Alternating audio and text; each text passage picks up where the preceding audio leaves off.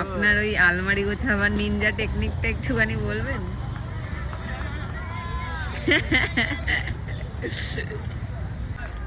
সোমা, কি আমাদের তো ব্লগ হয়ে গেল, হ্যাঁ কিছু শ্যুট হয়ে গেল, হ্যাঁ আজকে সকালে কিছু শ্যুট হয়ে গেল। হ্যাঁ।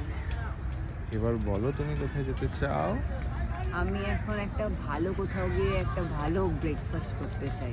তাহলে মানে অন্যরকম ব্রেকফাস্ট করতে চাই, যেরকম লুচি কচুরি আমি সব জায়গায় খেয়েছি, অনেকবার খেয়েছি। এখন আমি একটা অন্যরকম ব্রেকফাস্ট করতে চাই। নিয়ে আচ্ছা, যাবি? তাহলে চলো আমরা তাহলে একটু অন্যরকম ব্রেকফাস্ট করে আসি। হ্যাঁ। এত ভিড়ের মধ্যে দিয়ে আমরা পৌঁছে গেছিলাম কোনা দোকানে পৌঁছে যাওয়ার পর আমরা অর্ডার করলাম মালাই টোস্ট। মালাই টোস্ট দেখতে পাচ্ছ কতটা মালাই টোস্ট বানাচ্ছে।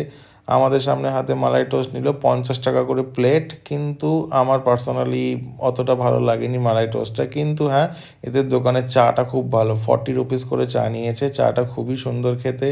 তো মালাই টোস্ট বানানোর পর তোমরা দেখতেই পাচ্ছ এখানে কত পাউরুটি রাখা, পর পর পর পর মালাই টোস্ট হচ্ছে। এবার মালাই টোস্টের মধ্যে মালাই পড়ছে এবার এর মধ্যে চিনি দেবে। কিন্তু পার্সোনালি আমার মালাই টোস্টটা অতটাও ভালো লাগেনি। আমরা অনেক জায়গাতে খেয়েছি, আমি কিন্তু পুরো লোডেড মালাই থাকে, এটা আবার একটু কেমন একটা আমার লাগলো, বেশ আমার অতটা পার্সোনালি ভালো লাগেনি। কিন্তু 50 রুপিস করে নিল মালাই। আর সাথে কিন্তু এখানকার চাটা আমার খুব ফেভারিট লেগেছে, চাটা খুবই ভালো লেগেছে। 40 রুপিস করে চা নিয়েছে।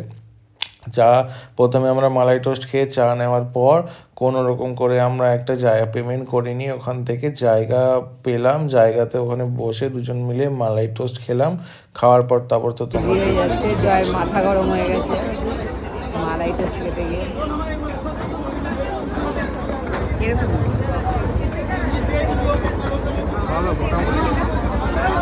কেন দোকানে এত ভিড় দেখে ভালো লাগছে না, নাকি খেতেই ভালো? দোকানে ওইটা খাওয়াবো মালাই টোস্ট।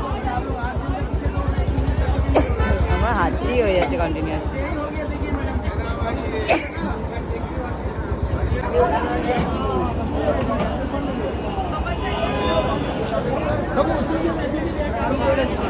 কেমন? অ্যাভারেজ, অতটা ভালো না, বেশি সেল তো ওই জন্য। আবার